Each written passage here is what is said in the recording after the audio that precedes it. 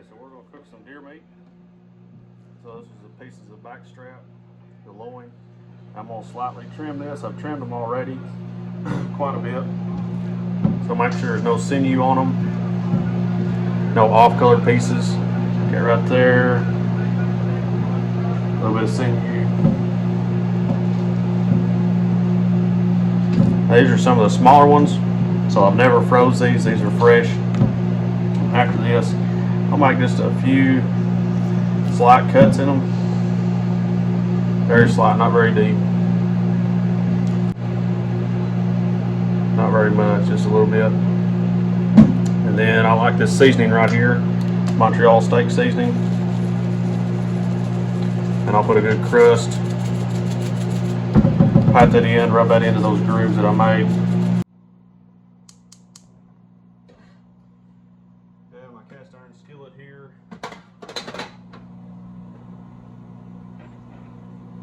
Crisco. I don't need a whole lot of Crisco, but I do need some. That way it doesn't stick to the pan.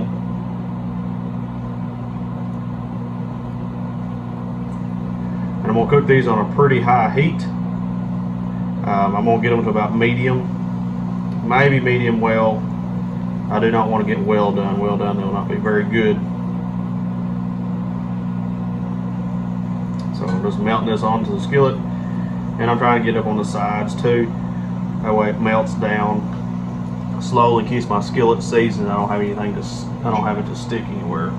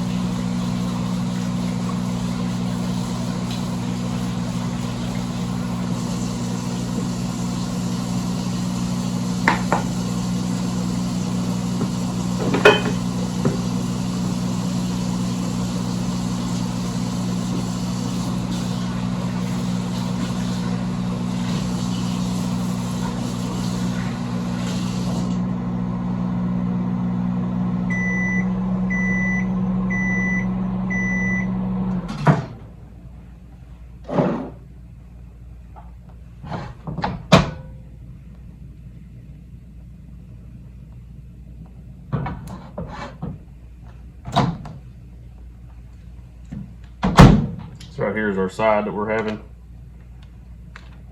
It's the first time we've tried these. I hope they're pretty good. So they've cooked for 5 minutes, and they need to rest now. Mine down to about 7. So still pretty high flame. So I'll lay these in there. This will be very similar to grilling a New York strip. I like to clean as I go. I like to be putting up stuff as I go. That way when we're done cooking, I don't have a mess that I have to clean up later. Because I don't like cleaning the kitchen after I get done eating. I don't really like cleaning the kitchen at all anyway.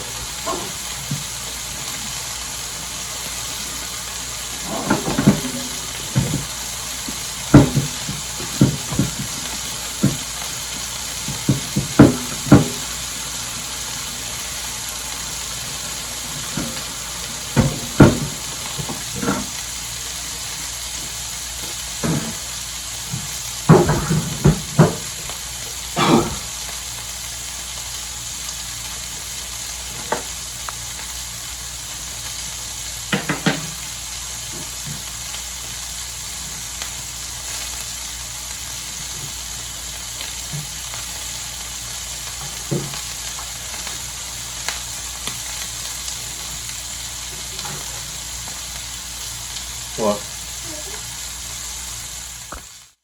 Okay, my skillet's drying up just a little bit. So I'm going to add another dab of Crisco.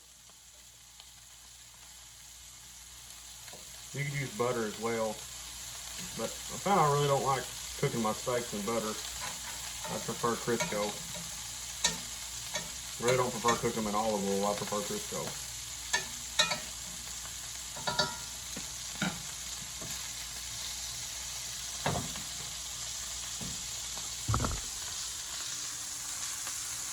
See, they're browning already.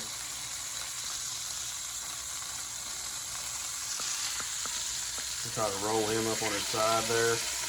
Try to get that side cooked until they're pretty round. Yeah, we're going to sear that side.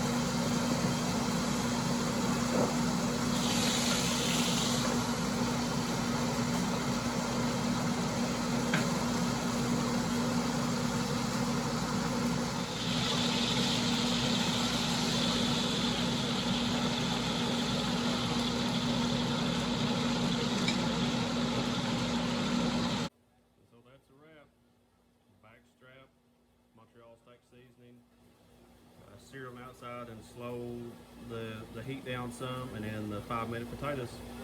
We're going to enjoy it. Those deer, I don't want to slice, I want to just save them in whole cuts. Okay, so this is what I use to slice, just to kind of give you a heads up for the future. It has 2 sets of blades in there that spin. This is LEM number 22. It's a fairly large grinder. The next size grinder LEM makes goes up to a 32. So it's a little bit larger than what most might have, but I do quite a bit of processing. So that wheel, I'll just drop it right in that chute and it'll slice it. And then this is a notched wheel, and that's what does my tenderizing for me. But I don't want to do that today. What I want to do is vacuum some up, vacuum seal, and get into the grind here and grind a bunch for you. Okay, so this is a vacuum sealer I used. I've used a few different ones, or a few different models of Food Saver. I've always used a Food Saver. I buy the what you would call the gallon bag rolls. That's the size that I prefer. I use quart sometimes, but the gallon bags usually work a lot better. So on this one, you flip the side and you have a cutter that'll cut the bag for you. And it's always very important that you label, so I always put the date, and then I'm going to put what's in there. I'm going to just put W steak. Now if I was giving it to somebody else, I'd label a little bit better, but to me, I know that's whole steak. I'm just going to take that, and we'll grab a piece of meat. I may have made my bag a little small. That's one of the problems you run into. And I always try to keep a clean paper towel to wipe that blood off my hands, because I don't want to get my packaging bloody. I'm just kind of a neat freak like that. I don't want it to be nasty and bloody whenever my wife picks it up out of the freezer. That's one way to make sure that people will keep cooking the meat. It might not bother you, but the person that cooks the meat might have an issue with it. So you can see some moisture coming up there. I'm going to go ahead and click seal. You start pulling a lot of moisture into the vacuum sealer. It has a tray for that, but it won't seal very well. Something else with these vacuum sealers, I've learned that you need to have them at room temperature. You don't need to leave them out where they get cold. And now it's vacuum sealed. So see, you save on space. I can identify that very well. That's a piece of backstrap. There's no air. It's going to last up to, oh my goodness, 2 years if you wanted to. So this is pretty simple. Some of the cheaper Food Savers I've had, they did not have the roll on there where you could cut, and that, I'm telling you, that's a huge time saver. I vacuum seal a lot of stuff. I still freeze my fish in water. I probably shouldn't, but that's what I still do. I've vacuum sealed some fish, and all my meat products I try to vacuum seal. I'll tell you one thing though, be careful when you're vacuum sealing jerky or any product that is like maybe have bones in it or something that'll poke. If you over vacuum seal that, if you just let it run and kick off automatic, you'll poke a hole Then you have an air hole and it will leak.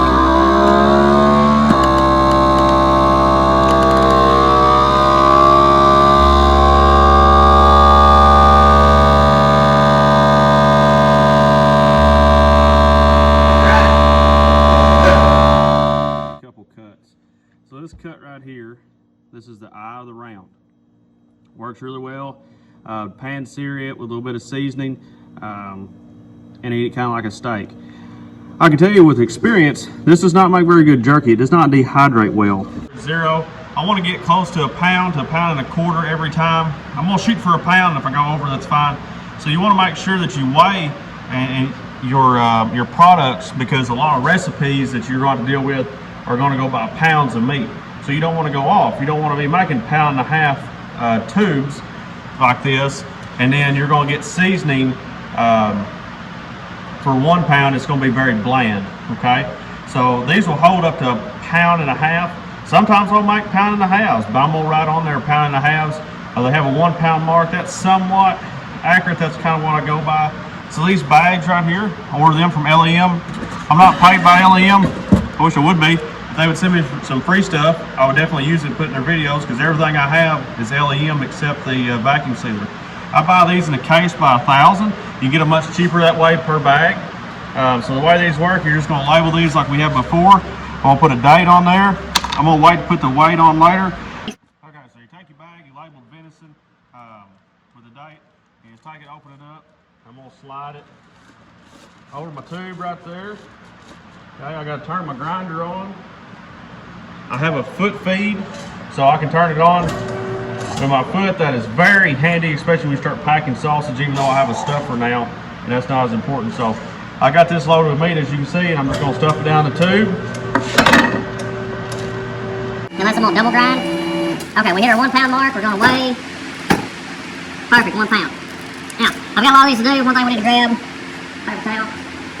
I keep paper towels in between and keep that glove cleaned off. I know I'm disappearing on you here, but I will pop it on the ground. I'll take a twist, I'll twist it up, and then these are the hog ring pliers, spring loaded hog rings, and boom, there you go. Okay, it's not vacuum sealed, it's just sealed off nice and neat. They won't leak very bad.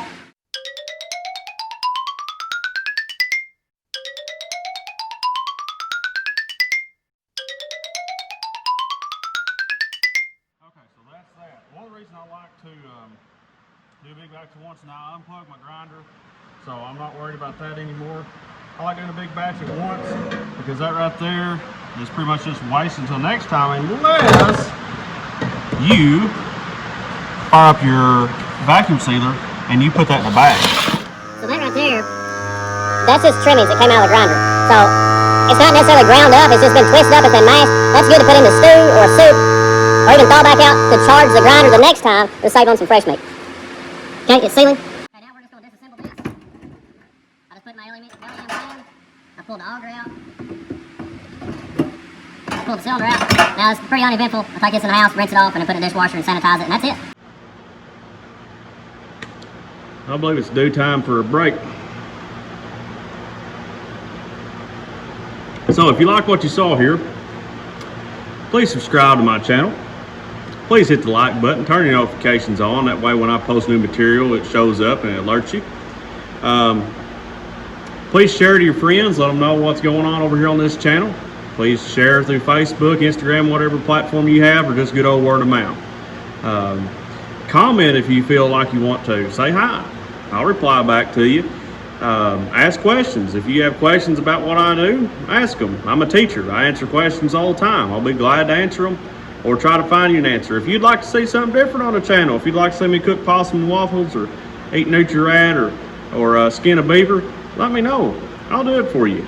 So keep making every toe push.